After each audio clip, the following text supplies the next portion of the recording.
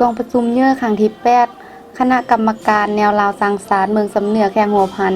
ได้ไข้ขึ้นและสำเร็จลงในวันที่22พฤศจิกายน2019อยู่ที่สโมสรแขวงหัวพันภายหลังที่ดำเนินเป็นเวลา1วันโดยการเป็นประธานของฐานแสงจันทร์ลินทลาดรองเลขาพรรคเมืองประธานแนวลาวสร้างสรรค์เมืองเป็นเกียรติเขาหัวมีฐานคำผิววงสวรรค์รองเลขาพรรคแข่งประธานแนวลาวสร้างสรรค์แข่งฐานพุทธพันธ์แก้ววงไซกรรมการพรรคแข่งเลขาพรรคเมืองเจ้าเมืองเมืองสำเหนือ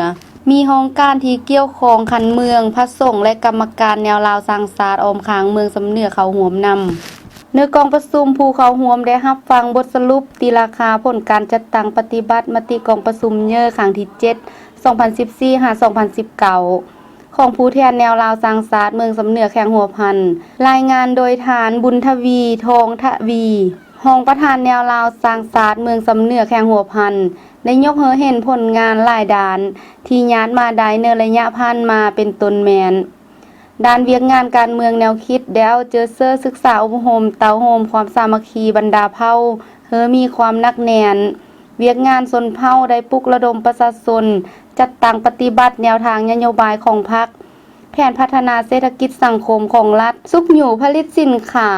นับมือขยายตัวเพื่อแก้ไขความทุกข์ยากและตอบตานการโฆษณาแบ่งแยกความสามัคคีบรรดาเผ่าของพวกอิทธิกำลังปรปักษ์เวียกงานศาสนาได้เอาเจอเซอร์จัดตั้งปฏิบัติฮี12ของ14สมทบกับองค์การพุทธศาสนาเปิดศึกษาอบรมศิลปธรรมอยู่ตามโรงเรียนแห่งต่างๆในทั่วเมืองนอกจากนี้ยังได้ระดมการปลูกพืชผักมากใหม่ประเภทต่างๆเป็นต้นแมนปลูกผักกะหล่ำปีอยู่บ้านกลางเนื้อที่30กว่าเฮกตาร์ผลผลิต300กว่าต้นปลูกขิงอยู่บ้านแก้วกวางผลผลิต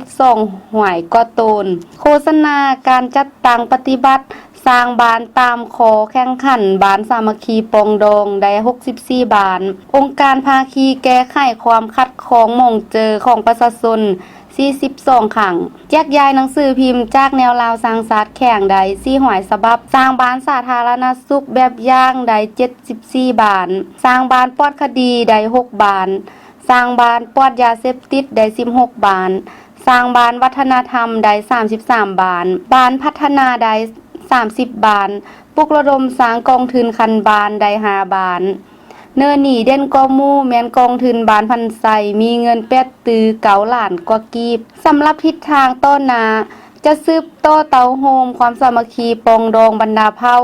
สันคนและศาสนาเนื้อโทเมืองสำเหนือเฮยกลายเป็นปึกแผ่นแน่นหนาปรับปรุงองค์การจัดตั้งแนวลาวสร้างศาสตร์นับแต่ขันเมืองลงหวดขันบานมีความเข้มแข็งสมทบกับภาคส่วนที่เกี่ยวของปลุกระดมสุขอยู่ขบวนการแข่งขันรักษาและพัฒนาติดพันกับเวียกงาน3สางของแนวลาวสร้างศาสตร์โดยการหันลงหากฐานนับแต่เขตตัวเมืองลงหวดเขตชนบทเพื่อให้พื้นฐานมีความเข้มแข็งดีขึ้นกองประชุมยังได้รับรองเอาทานลาพันจ้างลีคณะประจำภาคเมือง